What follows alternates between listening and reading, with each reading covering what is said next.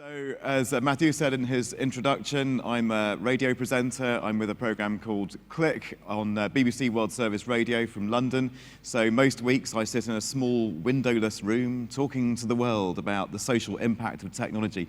So I'm not used to seeing my audience, so be kind, that's all I'm saying. But it's really good to have you along. But this session is not about me, it's about the ideas, and it's also about our panelists. And it's really about picking up on those themes that Anil has set up incredibly well. And as he was talking, I was reflecting on our view of cities, what these strange, vibrant, incredible, pulsating things are. And for many years, they've been spoken of as being like an organism. We can speak of a city as having a metabolism. It takes in energy and resources, it does things with them, and then spits out waste, but also productivity and ideas and so on. But it just seems that increasingly we're expanding or even exchanging that metaphor with the idea of the city as a network, almost as a processing system. So it has input devices, the sensors, the smartphones in people's pockets that are feeding into the central brain or even the distributed brain of the city, and outcomes. So through actuators and through resources being switched on and off. So we can think of a city as a system, but also within it systems, a system of systems, if you like. So that's what I was reflecting on as I was sitting there listening to Anil. So let's discuss that further with our panelists. And we have one guy on the stage who knows all about networks, mobile networks especially. He's with Telkomsel, and we're delighted to have him here. So he is the Vice President of Technology and Security, and he's even Cahya Permana. And also, as we heard from Anil, we have the mayor of Bogor, the city 60 kilometers away from here, a city with many challenges, and I'm interested in hearing how the Internet of Urban Things is going to either raise more challenges or hopefully answer some of them. And this guy's an amazing chap, but with a long career in politics, in activism, a political scientist, and the people of his city eventually persuaded him to stand for mayor, and he said yes, and many people in that city are grateful. We're certainly very grateful to have him here as well. So this is Bima, Arya, ladies and gentlemen, and you just met our panel.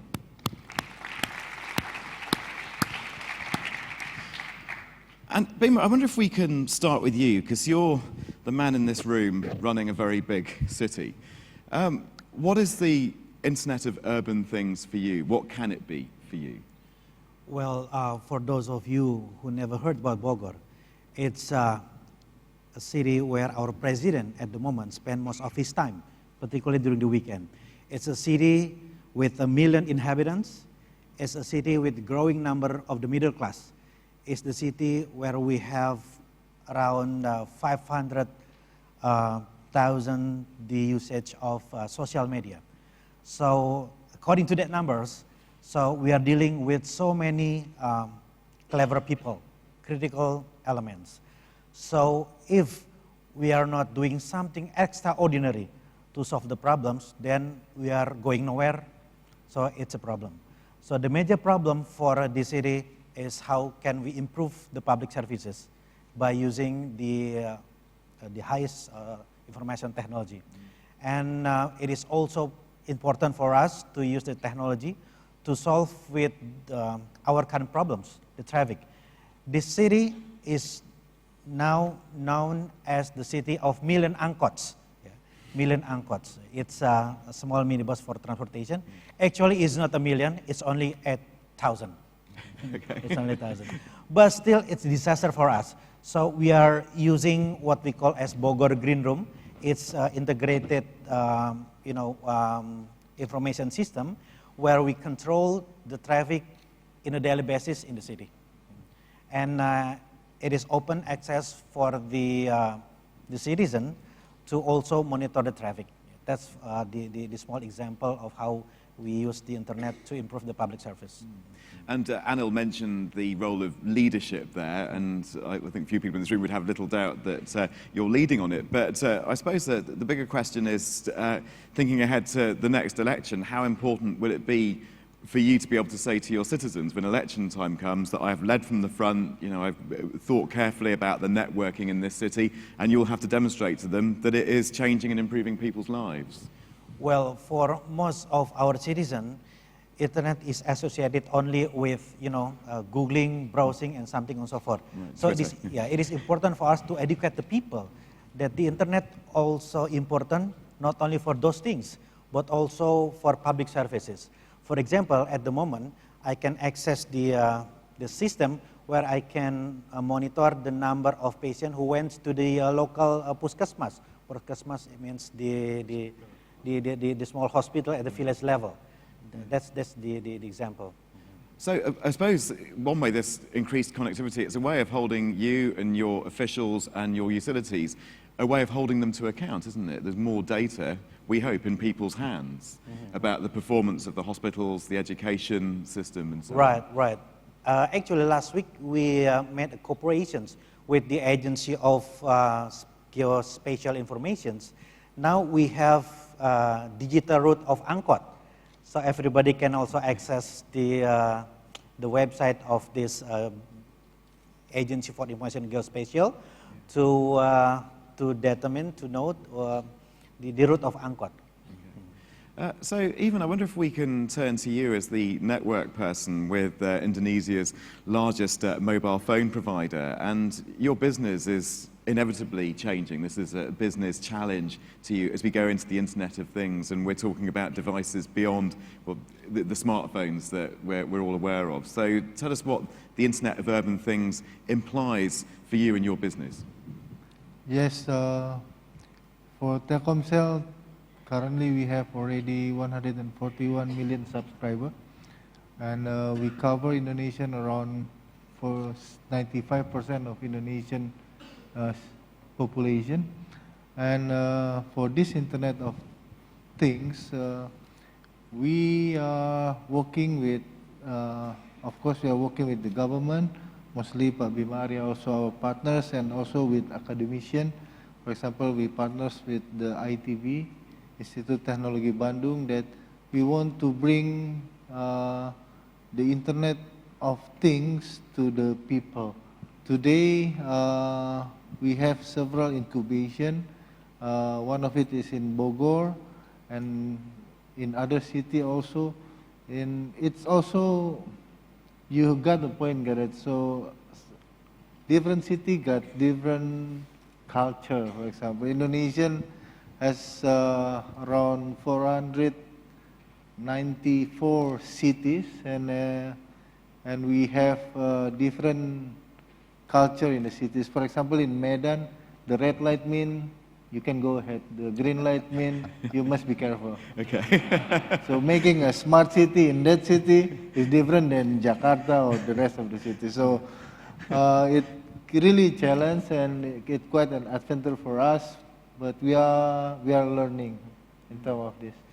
I'd have thought another challenge is bandwidth, and we heard there from Anil that we've sorted out storage pretty well. We worry much less these days about the storage capacity on the devices, but we do worry about the spectrum real estate, the bandwidth that is going to connect them. Are there conflicts here in Indonesia? Because I know there are in many countries, for instance, between the broadcasters who are using a lot of really great UHF spectrum and the mobile phone companies who want to get their hands on that. So where are we at in Indonesia in terms of the all-important bandwidth for connecting this myriad devices? Yes, while the 5G has not been defined, the spectrum for it yet, but for the 4G itself, for LTE, we have, Indonesia have 5 different spectrum band currently for 4G. First is the 900 megahertz that Telkomsel already launched. Second is 1800. Today we are doing rearrangement for this. But the other frequencies such as 2300 is still being used by, we call it fixed broadband operator.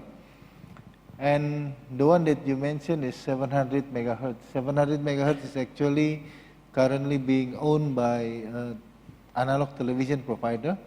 And we are actually lobbying the government. We call this digital dividend.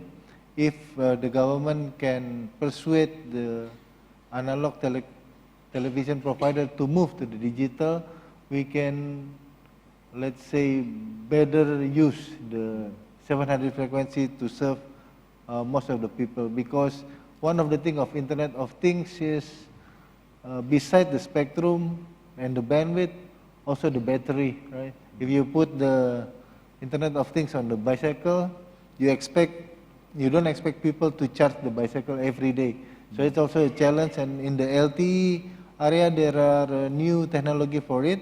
So once you use the new LTE technology, the LTE MTC call it, you put in a bicycle, maybe you charge it in the other next 2 years, 1 or 2 years. So it's very good. Right, okay. Yeah. And that's one thing I really wanted to get into into this panel, Anil, you know, just the practicalities of that, because I've been to loads of panels where we have these big brainstorms about the Internet of Things and talk about it empowering lives and so on. And I think it's brilliant to actually sit here and think about things like battery life and bandwidth. And, you know, you're obviously, I know, with what you do at Cisco at that very fundamental level. So let's just be kind of nerdy here. What are the big technical challenges as you see them in making all this happen? I mean, one of the big ones is the fact that the standards are not very well defined and there's no real organizing body for standards. If you think about credit cards became global in 1980 when OECD decided to come up with standards for it. And suddenly you could use cards anywhere and there was a standard way of doing it. Cell phones, I remember till about 10, 15 years ago, you couldn't use your cell phone everywhere because the standards were not all aligned. And then the bodies came together and they did it. This is why your cell phone, whether you're coming from Nigeria, whether you're coming from India, it works here. We're roaming. But think about it in cities. No two cities in the same state have the same standards for water management. They have no same standards for police work. How are you going to create smart solutions if you don't have common standards so that you can scale it? Otherwise, every project becomes a custom project for every city, and smaller cities can't afford it. So the whole idea is soon to have a common way of doing things, common protocols. So that's a practical problem. On a day-to-day basis, that's a practical problem. If you're going to have a control center, you need to have that. The second one is hacking and security and privacy. Each country and each generation has a different standard of privacy. If you go to Europe, they're very sensitive about privacy. But when you live in a place like Indonesia, or you live in a place like India, where people live very close to each other and they're looking into each other's apartments, and you walk around in your shorts and your shirt without a shirt, privacy is a very different concept. And then the young people who are putting their entire life on Facebook has a very different definition of what privacy is, as opposed to what you may have among older people. So the whole definition of privacy is not yet defined as to who owns the data. Everybody's been talking about collecting of data, but the fundamental question should be who owns the data and how is the data going to be used? And I think those are the practical things that we have to address as we go exactly. forward. And especially if this is data that has been harvested by the citizens themselves through their mobile devices. One would, you know, I would like to think as a citizen myself that I own that data and I should have some say in how it's used. I'll tell you something, Gareth. The biggest internet is not yet here. The biggest internet is going to be the internet of you, and the internet of me, and the internet of Ivan. If you think about it, and this is a friend of mine, Jay Walker, some of you may recognize Jay Walker's name as the guy who founded Priceline.com. Jay Walker tells us that there is not a single one of us here today who can tell, are you healthier today than you were yesterday? Can you tell me that the exercise that you did yesterday and the food that you ate this morning has made you less or more healthy? Well, when you drink a lot, you know you're not healthier. I'd rather not know. Yeah, but the fact is, if you think about two diseases, heart condition, you know, for 50% of heart attacks, do you know what is the first symptom? Death. Okay. It's quite resounding. Easy to diagnose, But really. by the way, your body has been giving you signals. Has been giving you signals for hours before that you are going to have a crash. And if you had sensors that were sensing it, that could detect it even before your body or you detect it, it can send you a signal because of your history. Second one, cancer. You detect cancer at 100 million cells, which takes about 5 to 7 years. Most cancers are detected by accident. It is not intentional. And yet, if you had a pill, and now pills are coming that are so small with cameras in it, your DNA that your iPhone can detect it, soon you'll be able to detect cancers in your body at 50,000 cells, and 50,000 cells, you're 100% going to be cured. So the whole idea is, if you just think about that, Then comes in the question of privacy of standard. Who has access to that information? How is that information going to be shared? And you've got to balance out, do you want to die or do you want to be cured? And who are you willing to let see that data? So these are practical things because technology is here, but these standards are not here. Yeah, absolutely. And in terms of diagnosis, on my program I've reported on biometrics for detecting tremor in the voice, and it's a very early way of diagnosing the onset of neurodegenerative diseases. It's like tremor in the voice picked up through the microphone on the phone. So that, for you, Bima, is an enormous challenge. I almost don't envy you if I was running a city, and I want to do all the right things, and I want to bring the technology in, I want to leverage all this information coming from people's phones, maybe even their bodies, and all the civic infrastructure with its own embedded devices. And yet I also have to think about things like open standards. I have to think, well, is Jakarta doing the same thing? Is Kuala Lumpur doing this? Should we be doing the same thing? Is that, do you see those as your decisions at mayoral level, or do you have people working on this? Because it's important to get it right, isn't it? Well, I myself have a background as political scientist. To be honest, I know nothing about this stuff. But it is important for us to, to build a networking with Telkomsel, with other agencies, so that they can help us to set the priority. What is most important for Bogor? So we cannot, imitating what is other cities doing. So, like at the moment, Telkomsel help us in building our Bogor Green Room. We focus on the issue of, improving public services, to dealing with the traffic jam and so on and so forth. And another dimension, Gareth, about having this internet is that it helps us to strengthen our will to make a good governance. It builds transparency. So I ask all of my staff to help internet account, not only internet account, but also a Twitter account. So it connected to all of the agency under my supervision. And we also have something like a call center, receiving emails, Twitters, complaining, and so on and so forth. And every 2 weeks, I do some things like checking the response from my staff in responding the complaining from the citizen. So it has something to do with good governance. Yes. Yeah.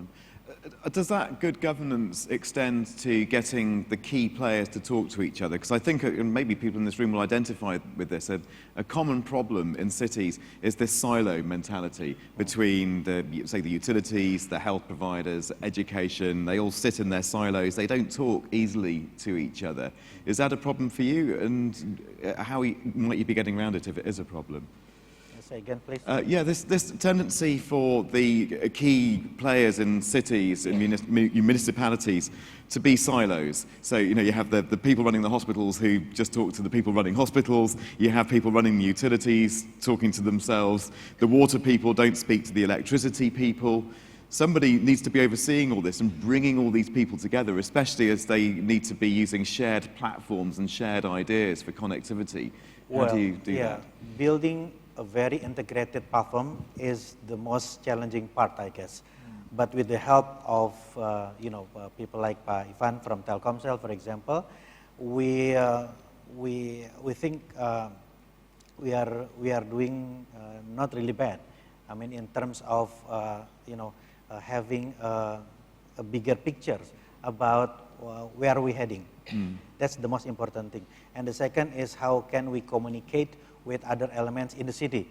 We are having a frequent meeting with the hospital directors, for example, with the companies, with the even with the angkot driver about our future plans to solve the traffic problems.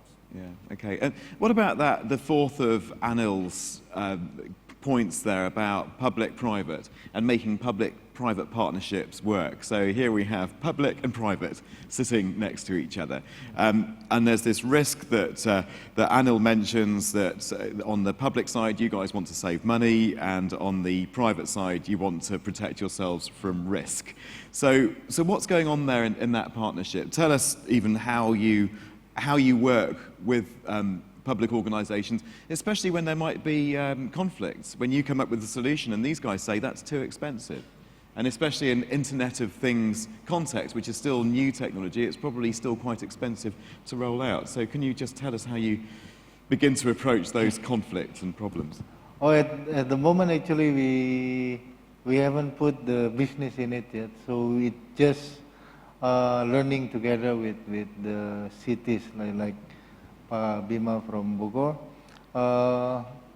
Basically, what we want to look is, just like what Anil said, we also don't know what kind of standard will become in the future. So we work with a lot of partners as well to bring the best smart city solution, and every city has a different priority. For example, we are working with other cities for the e-government solution and so on. However, if we don't start, we won't get the experience. So today, Telkomsel is trying to get the experience ahead. So once the standard, whether it will be 2 or 3 standards, even electric plug-in now don't standard. Indonesia have different than Singapore. Okay. But we need to go. Yeah. But we need to go. Go for it. Can I pick up on that? Because I think that's to me, that is not only the biggest opportunity, but also the biggest obstacle is this public-private partnerships. Because there's been a historical adversarial relationship between public side and the private side. But I want to take two, the positive and the negative. Just let's take why this is important. This bringing the silos of lighting. You use the examples of lighting and water and the others. For example, if you take the poles, the electric poles or electricity poles in a city, we are going to convert from fluorescent to LED. Yeah. So if you convert that and you put a gateway on top of it, not only can you control the lights, and so that way you can now manage by lumens and not by light. When it is dark, you take the lights up. When there's a lot of light, you can put it down. Right now, all lights are equally bright, which you don't need to. And that has an impact on energy. Now, if you do that, that same gateway can now, you can have it as a sensor. You can use that real estate for putting a camera that monitors traffic and police, that can monitor the parking. It can monitor the speed between how much time a car took to get from one pole to the other. You can assess the traffic jams. So suddenly, you can use that same network for doing water, traffic, policing. You now need to bring these different departments together. And we have not done that. And I think that is where the practical implications come in, that you can create, and by the way, then all the lights become your Wi-Fi mode. Suddenly you don't have to create a new Wi-Fi system because suddenly your electric poles are your new Wi-Fi mesh. So I think we have to rethink the use of infrastructure differently in a city because it changes the questions and it changes the way the constructs are. Yeah, and it's, as technology becomes available, using it appropriately in settings where we may not have anticipated it before. By the way, guys, we've got about a quarter of an hour to go. I'm very interested to get some thoughts or some comments from you in the audience. So if you do have any questions, good. We've already got a few, and I think a microphone is on its way. This is Pranita over here. So fire away. Thank you. I actually have 2 quick questions. The first one, Anil, was what you were saying about standards. And I'm wondering to what level they are really necessary to get started, as opposed to a small example with our company has been when we're basically building technology for communities to self-manage their civic issues. So what the escalation process looks like in one community might be very different from another community, but we take the approach that technology is flexible and a lot easier to hard code in than perhaps behavior change. So what about essentially exploring what are the different case studies that are coming up before we even move to standards and creating that kind of a space first? And the second question is around public-private partnerships. I don't know if I'm just biased to this or if this is an attitude of the audience in general, but when we mention public-private partnerships, in my mind, I usually think of really large organizations like Cisco representing the private side, and really large organizations like governments or municipalities representing the other side. What space can there be for startups, for instance, who are doing really innovative things, who can't really participate when we discuss public-private partnerships and the tender process? What has your experience been? Can the government be more open to, and figure out ways, whether it's social impact bonds or something else, to allow smaller private sector capital and innovation to come in? And can organizations like Cisco, apart from like incubating and just taking ownership in smaller companies, what other models could you bring in so that even public-private partnerships look a lot more open and diverse? Okay, two massive questions. So who wants to take that first one about, almost like a rational discussion before we even get into standards? See, the thing on standards, and I have sat on enough of the standards body that I actually am only 28 years old. I just look like this. I just look like this because I sit on standards discussions. It is an emotional topic for a lot of people. And I recall just recently being in a World Economic Forum group where you had national leaders, and I was given the unenviable job of being the moderator on standards. What is happening is a lot of politicians are getting involved in the internet. And the politicians are coming in and confusing policies with protocols. And they're passing laws without having understood. So it's a much more challenging thing, because standards, there is a technical set of things, and then there are cultural things that sit on top of it. And sometimes they get commingled. And I think that's the point you're saying, is that there has to be policy discussion that is community-based, and then there are standards which are technology-based. Let's not confuse the two. And very often, when people say, I'm going to build my own internet because NSA is spying on me, yeah, but have you figured out what it takes to build an internet? So the point is, you can have policy, which is different from protocol. And I know it's a much more detailed thing. That's my first. Second one, I do want to make sure that you don't conclude from my comments about public-private partnership. I'm not talking about these huge 30-year-old tenders, which I think are crap. They don't work on an average.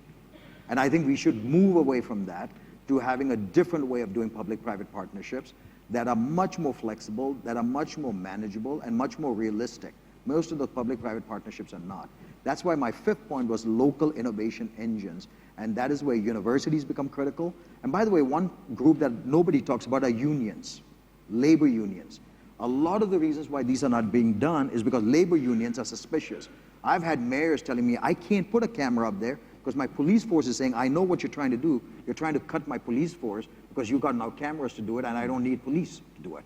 So that tension between labor and civic organizations is part of that public-private partnerships. And therein comes all the startups that I talked about. And I suppose we want, and maybe a question for Bima, there to be a culture like a startup, almost like hacking culture within a city. And it's not that we always want to do this tedious cut and pasting of Silicon Valley into lots of different areas. But for developers in your city, almost to see the city as a platform, as an OS on which they can build services and employ people, which in itself, of course, is a tool for economic growth. What can you do? What is being done to inculcate this feeling of, that the little guy and girls, 2 or 3 people in a small space somewhere, maybe in their apartment, developing amazing apps for people? Is that happening? Well, last week I eventually met some young men who actually invented a very interesting apps, which is the culinary map for Bogor. And I invited them to the city hall, and I asked them to present their ideas. And I said to them, we don't have money, but I like your idea. So how about this? Next week, we are going to launch your invention. We are going to expose massively in the media about this sophisticated culinary map in Bogor. So it helps to boost our local income. But I think you'll be benefited because you can ask from the vendor, you can ask from the restaurant, from cafes to put the advertisement there. So it's kind of win-win solution. Okay. So it's much more simple rather than initiating a public-private partnership with a long way to go. Correct. Okay. Now I saw another hand up there. We've got about 5 minutes to go. So who else? Yeah. So we've got. In fact, we've got a gentleman at the front. We'll take both questions. So if we can just get a microphone on this chap who had his hand up over here as well. And we'll do one question after the other, and it just speeds things up. So whilst the microphone's on the way to this friend of mine here, let's take this first question from you in the front. Thank you. No, sorry, the question from this guy first, and then you. Thank you. So I lived in Savannah, Georgia, but I learned a lot of good things from Mayor Bima and other young leaders in Indonesia, including Mayor Ridwan Kamil. And this is what I like to ask to you. So you said that millions of angkot, right? This is stigma of your city. So how you address this? Because you said that you are using Twitter. So how you like to address this stigma to create better image of Bogor? Okay, so I'm going to hold that thought. So I just want to make sure I understand the question. So how are you going to address the stigma and leverage the social media to get a better image or picture of Bogor? So whilst Bima's thinking of his answer to that, we'll just take your question just to keep things moving along. Thank you. My name is Rudianto from nepeng.com. We provide carpooling services. In the previous session, bridging the urban investment gap that most of the speaker is from financial institution, I proposed them, why don't you switch your financing from building roads that just creates another traffic jams in Jakarta and switching it into building computer server infrastructure. So people can use my carpooling services to find someone to ride share, to save fuels and reducing congestion in Jakarta. But you know what? I think they don't like Internet of Things. They like old-fashioned thing. They prefer financing public transportation. So how do you convince your partner from financial institution? My question for Mr. Anil Menon, because the previous session is moderated by Arvin Satyam from Cisco. I'm going to fire him after this. Okay. Okay, so Bima, his question, go ahead, Pak Bima, why don't you answer? It is always and please speak for 20 minutes, okay? Yeah. No, we've only got 2.5 minutes, so really quick answers on this. It is always my passion to change the stigma of the city of Million Angkots to the city of Million Gardens. But the most important thing is the people should know what we are doing now to change that stigma. So this is the importance of using the social media. I released the mayoral decree to appoint the spokesperson, the digital spokesperson for every agencies under my authority at the City Hall. So I ask all of my staff, let the people know, let the citizens know that we are now struggling very hard to change the stigma, and it is the real thing. Okay, nice brief answers there as well. So in the couple of minutes that remain, maybe a question for our two industry guys here. Some people will say that this business case for the Internet of Things is being exaggerated. There are commercial interests at stake in saying this is an industry worth a gazillion, trillion dollars. It's an excuse. Some people say this. I don't necessarily agree with this, but some people would say that this is semiconductor companies who realize everyone's got devices now. They need something else to put their chips in, so they're going to try and sell this idea of the Internet of Things to just create more business for themselves. And they may level that accusation at the telcos as well. So Anil, I can see there's an answer there ready to burst out. But what about you from your point of view then, Even? When people say to you that this figure, these trillions of dollars predicted, the annual value of the Internet of Things industry, people say it's exaggerated.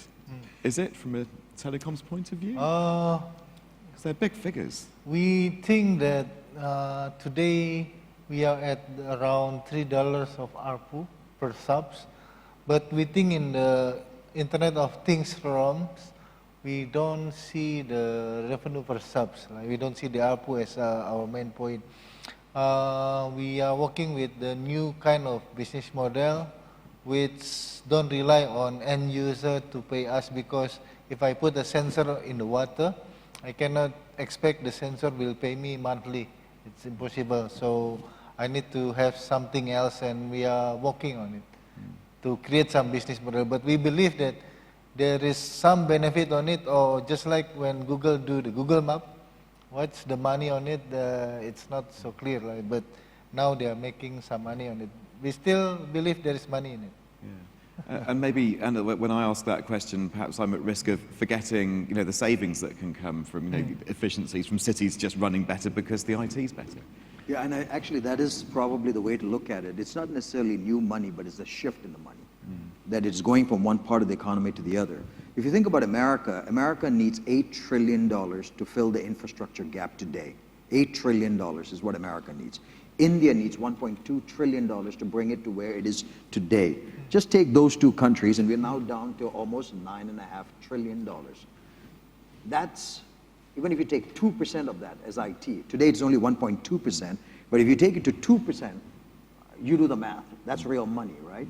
So the fact that people are paying so much money for a Facebook and for a WeChat made $1 billion of profit on that one day when they do their singles promotion, right? So this is real money flowing through the system. Now, we're not accounting for that. In fact, what is interesting is you take a look at the GDP measurement, GDP does not account for open data. So Facebook, Twitter, and all the valuation doesn't show up on a GDP. Yeah. So in fact, now MIT and the others are redoing the definition of GDP to take into measure these things. So I don't argue whether it is 2 trillion or 4 trillion, whether it is 1 trillion or 2 trillion, that's a lot of money. I don't need it all. I just want 10% of it. Okay, that'll do for you nicely. Okay, well, on that, we are going to leave it. So you've been hearing there from Anil, Menon, and also even Cahya, Permana, and of course, Bima, Arya as well, who's come over all the way from Bogor to take part in this panel. So thanks to them. I'm Gareth Mitchell. Most of all, of course, thanks to you, the lovely audience. Thank you.